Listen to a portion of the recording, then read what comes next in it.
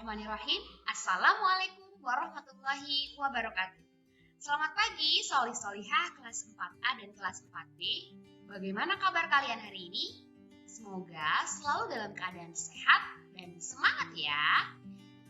Alhamdulillah hari ini kita bertemu lagi nih dalam pembelajaran tema 9. Nah, sebelum kita memulai pembelajaran kita pada hari ini, yuk sama-sama kita buka pembelajaran hari ini dengan mengucap basmalah. Bismillahirrahmanirrahim. Oke, selanjutnya kita akan melanjutkan pembelajaran yang lalu di tema 9 pada subtema 1. Hari ini kita akan melanjutkan pada pembelajaran 4 sampai 6. Nah, masih tentang kekayaan sumber energi di Indonesia. Hari ini masih dengan Bu Andin, kita akan mengupas tuntas apa sih yang dipelajari pada pembelajaran 4 sampai 6. Sebelumnya, Ibu akan menjelaskan learning purpose atau tujuan pembelajaran kita pada tema kali ini. Yang pertama, dengan melakukan pengamatan dan observasi, nantinya teman-teman akan dapat menemukan contoh perilaku yang menunjukkan pelaksanaan hak dan kewajiban dalam kehidupan sehari-hari dengan penuh kepedulian. Yang kedua, dengan wawancara. Ini teman-teman akan mengetahui akibat jika manusia tidak melaksanakan kewajiban terhadap lingkungannya. Kemudian yang ketiga, dengan membaca dan mengamati gambar, teman-teman nantinya dapat mengidentifikasi pengaruh kondisi geografis terhadap kegiatan manusia dengan penuh kepedulian. Nah, kali ini Ibu akan menjelaskan tentang hemat energi, hemat biaya. Yuk kita simak. Nah, di samping ini ada gambar yang bertuliskan matikan TV jika tidak ditonton. Kenapa ya? Dan apakah poster ini ada kaitannya dengan pembelajaran kita hari ini? Betul sekali, hemat energi adalah mempergunakan energi yang ada dengan seperlunya saja. Energi yang kita gunakan tidak dapat diperbaharui. Oleh karena itu, kita harus mempergunakannya sehemat mungkin. Apabila kita hemat menggunakan energi, kita pun akan menghemat biaya. Contoh energi yang perlu kita hemat penggunaannya adalah listrik. Listrik adalah energi yang tidak dapat dilihat, namun dapat kita rasakan manfaatnya. Listrik sangat berpengaruh terhadap kehidupan manusia loh. Pada saat ini, listrik sangat berperan dalam membantu berbagai aktivitas kehidupan manusia sehari-hari. Untuk mendapatkan listrik, manusia harus bersusah payah membuat berbagai macam pembangkit listrik. Contoh pembangkit listrik antara lain pembangkit listrik tenaga air atau PLTA, pembangkit listrik tenaga uap atau PLTU dalam menggunakan listrik. Itu seperti pekan lalu yang telah Ibu sampaikan ya, ada pembangkit tenaga listrik air yang ada di Purwakarta atau disebut juga Bendungan, dan pembangkit tenaga listrik tenaga uap yang ada di Pulau Jawa Bali yaitu Paiton. Nah, keberadaan listrik juga memakan biaya yang sangat tinggi. Kita harus membayar biaya pemasangan listrik di rumah dan harus membayar biaya penggunaan setiap bulannya. Semakin boros menggunakan listrik, maka akan semakin besar pula beban biaya yang harus dibayar. Oleh karena itu, mulai sekarang dan seterusnya, marilah kita berhemat listrik dengan cara seperti berikut. Yang pertama, tidak menyalakan lampu pada siang hari. Yang kedua, menyalakan lampu hanya jika diperlukan. Yang ketiga, lampu dinyalakan maksimal 10 jam setiap hari. Yang keempat, mematikan peralatan elektronik jika tidak digunakan. Oke, yuk sekarang kita coba jawab pertanyaan di bawah ini atau answer the questions below. Yang pertama, mengapa sih kita harus berhemat energi? Coba, sebelum Ibu berikan jawaban, yuk kita teman-teman pikir bersama-sama. Kenapa ya kita harus berhemat energi? Kira-kira mengapa energi itu harus digunakan secara bijak dan tidak berlebihan? Iya, jawabannya adalah agar energi dapat digunakan dengan bijak dan melindungi lingkungan. Boleh ditulis jawabannya di buku tematik kalian. Nah, penjelasannya adalah ketika kita dapat menggunakannya dengan bijak, maka kita juga sudah berupaya melindungi bumi kita. Contoh, saat teman-teman menggunakan energi listrik dengan lebih bijak, contohnya tidak menggunakan energi listrik secara berlebihan, tentu kita sudah menghemat pengeluaran atau biaya. Maka bumi kita juga salah satunya juga terbantu. Seperti kalau pada malam hari kalian bisa lihat mungkin dari satelit penampakan dari luar angkasa bahwa di berbagai belahan bumi sudah seperti hunian yang penuh dengan cahaya, dan itu bersumber dari energi listrik. Nah, tentu alam tidak begitu menonjol ya, karena kita punya alam yang sangat bagus, yang sangat indah. Ketika semua dikalahkan oleh tenaga listrik atau lampu, bumi kita juga akhirnya tidak mengeluarkan keunggulannya dengan secara maksimal. Akhirnya kita tidak dapat menikmati lingkungan alam yang sangat indah.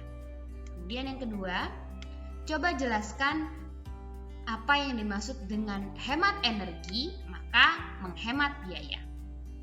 Sebelumnya sudah Ibu jelaskan nih. Kira-kira ayo, siapa yang mau jawab?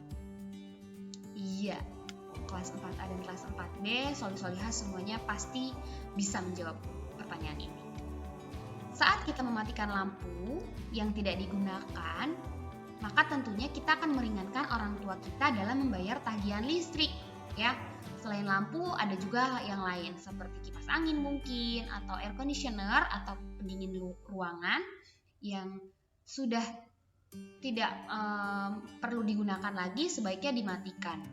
Maka hal tersebut akan mengurangi tagihannya di akhir bulan.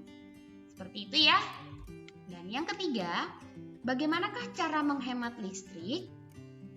Nah, kalau ini sih Ibu rasa semuanya sudah pada pandai dan paham bagaimana cara kita menghemat listrik. Salah satunya adalah menggunakan listrik ataupun alat elektronik sesuai dengan kebutuhan. Kalau kita saat itu butuh kipas angin atau air conditioner atau pendingin ruangan, gunakanlah secukupnya sesuai dengan kebutuhan. Jika dirasa sudah tidak memerlukan cahaya lampu atau karena sudah terang, cahayanya sudah terlalu terang, lebih baik dimatikan. Karena tentunya kalau berlebihan juga akan menghasilkan tagihan yang besar juga. Yeay, 3 pertanyaan kita sudah bahas. Silakan kalian catat. Kemudian nanti yang kalian catat juga dilaporkan ke dalam link lapor mandiri. Ya. Dan di dalam halaman 23 silakan kalian temukan ide pokok dan kalimat pendukung dari teks yang sudah Ibu baca tadi ya. Silakan dicek di halaman 23. Selanjutnya Ibu akan menjelaskan teks tentang manusia dan lingkungan. Kenapa ya? Ada apa dengan manusia dan lingkungan? Kalian juga boleh sama-sama baca, tapi di sini Ibu bantu untuk membacakan. Lingkungan amat penting bagi kehidupan manusia, karena manusia tergantung kepada lingkungan. Manusia membutuhkan lingkungan untuk mencukupi kebutuhan hidupnya. Oleh karena itu, lingkungan memiliki daya dukung bagi kehidupan. Artinya, lingkungan mempunyai kemampuan untuk mendukung kehidupan manusia dan makhluk hidup lainnya. Oleh karena itu, manusia harus senantiasa berbuat baik kepada lingkungan. Manusia harus dapat berpikir dan berperilaku secara tepat, bijak, dan bertanggung jawab. Lingkungan amat penting bagi kehidupan manusia karena manusia tergantung pada lingkungannya. Manusia membutuhkan lingkungan untuk mencukupi kebutuhan hidupnya. Oleh karena itu, lingkungan memiliki daya dukung bagi kehidupan. Artinya, lingkungan mempunyai kemampuan untuk mendukung kehidupan manusia dan makhluk hidup lainnya. Oleh karena itu, manusia juga harus senantiasa berbuat baik ya pada lingkungan. Manusia juga harus dapat berpikir dan perilaku secara tepat, bijak, juga bertanggung jawab. Seperti apa sih tanggung jawab kita terhadap lingkungan? Oke. Nah, berikut ini Ibu akan memaparkan tentang kegiatan ekonomi masyarakat yang tergantung pada sumber daya alamnya.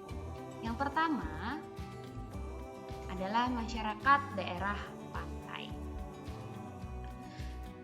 Pantai merupakan batas pertemuan antara daratan dengan lautan. Nah, kira-kira apa ya kegiatannya?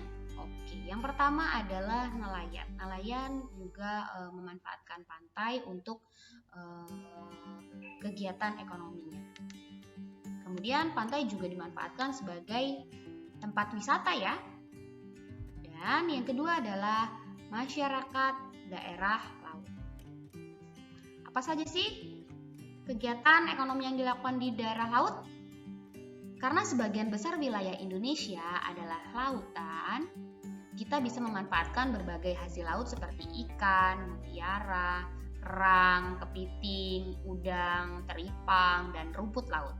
Di laut juga ada kegiatan penyebaran sumber energi minyak bumi. Nah, kita juga bisa memanfaatkan laut sebagai wisata bahari loh. Apa sih wisata bahari? Nanti kalian boleh browsing di internet. Kalau kita menyelam, kita bisa menyaksikan keindahan laut. Nah, ini yang disebut dengan bahari. Beberapa daerah yang memiliki keindahan bawah laut adalah seperti Raja Ampat di Papua dan Bunaken di Sulawesi Utara. Yang ketiga adalah masyarakat daerah sungai. Apa saja ya masyarakat daerah sungai kegiatannya? Salah satu kegiatan atau usaha ekonomi yang memanfaatkan sungai dengan mendirikan pasar terapung. Wah, unik ya. Pasar jenis ini dapat ditemukan di Sungai Barito, Banjarmasin. Semua usaha jual beli dilakukan di atas perahu. Oleh karena keunikannya, pasar ini juga menjadi objek wisata. Yang keempat adalah masyarakat dataran tinggi. Dataran tinggi merupakan wilayah datar yang memiliki ketinggian lebih dari 400 meter di atas permukaan air laut. Daerah dataran tinggi baik untuk menanam sayuran dan buah-buahan. Wah, seperti di mana? Iya, di Bandung, Puncak, itu banyak sekali perkebunan buah-buahan, perkebunan teh, sayur ya, stroberi, di mana mereka memanfaatkan dataran. Dan yang kelima adalah masyarakat dataran rendah. Dataran rendah merupakan bagian dari daratan yang memiliki ketinggian antara 0 sampai 200 meter di atas permukaan laut. Seperti dataran tinggi, dataran rendah juga dimanfaatkan sebagai lahan pertanian. Selain itu, dataran rendah juga dimanfaatkan untuk industri, peternakan, dan juga perumahan. Nah, seperti ini ya. Daerahnya dapat dimanfaatkan berbagai macam, dari industri, peternakan, juga perumahan, bahkan pertanian. Nah, karena tadi kita sudah mengetahui lingkungan dan kegiatan ekonominya, setelah tadi kita akan memahami ke lingkungan, tapi tentang konservasi elangnya. Apa sih Bu konservasi? Yuk kita bahas. Jadi anak-anak, burung elang Jawa atau bahasa ilmiahnya Nicetus bartelsi adalah merupakan acuan dari lukisan burung Garuda. Jadi burung Garuda itu adalah burung elang. Namun kini jenis burung itu nyaris punah. Apa sih penyebab utamanya? Yaitu elang Jawa, karena populasi burung elang Jawa telah rusak habitat tempat hidupnya. Kerusakan tersebut disebabkan karena adanya bencana alam maupun alih fungsi hutan menjadi ladang atau perkebunan. Ada juga perilaku manusia yang menyebabkan populasi burung ini semakin menyusut tajam, yaitu seperti perburuan. Burung elang hasil perburuan diperjualbelikan dan dijadikan koleksi pribadi. Oleh karena itu, Indonesia berupaya melakukan usaha pelestarian, yaitu salah satunya di Taman Nasional Gunung Salak. Jadi konservasi ini adalah upaya pelestarian dari burung elang tersebut. Namun, usaha itu juga tidak mudah dilakukan. Penyebabnya yaitu minimnya perhatian dan dukungan pembiayaan. Untuk penandaan burung misalnya, di Indonesia masih memakai metode lama, yaitu dengan memasang semacam bendera kuning di sayap. Dan sebagai perbandingannya, di Thailand sudah menggunakan satelit. Dan sebaliknya, dalam hal pengamatan, burung Indonesia masih mengandalkan pengamatan mata atau manual. Nah, jadi konservasi elang itu berarti kita melakukan usaha pelestarian. Dalam hal ini adalah burung elang yang ada di Halimun Selatan. Ya, ini adalah pemeliharaan. Konservasi adalah pemeliharaan dan perlindungan sesuatu secara teratur untuk mencegah kerusakan dan kemusnahan dengan jalan mengawetkan, pengawetan, dan pelestarian. Baik, untuk tugas hari ini, ayo berlatih. Yuk kita kerjakan di halaman 23, temukan dan tuliskan ide pokok dan kalimat pendukung pada teks hemat energi, hemat biaya. Kalau ide pokok tentu kalian sudah mengetahuinya, dan kalimat pendukung adalah kalimat yang ditulis setelah ide pokok. Oke, di kalimat kedua dan seterusnya. Kemudian, kerjakan juga, ayo berlatih di halaman 34 sampai 35 yang di dalam tabel ya, yaitu tabel aktivitas ekonomi. Terima kasih karena sudah menyimak dan mendengarkan penjelasan dari Ibu Andi. Jazakallahu khairan. Terima kasih. See you. Terima kasih sudah menonton pembelajaran hari ini. Jangan lupa untuk dibaca dan ditonton lagi ya channel ini, supaya materi yang dipelajari tidak mudah dilupa. Syukron. Arigatou gozaimasu. Terima kasih. Wassalamualaikum warahmatullahi wabarakatuh.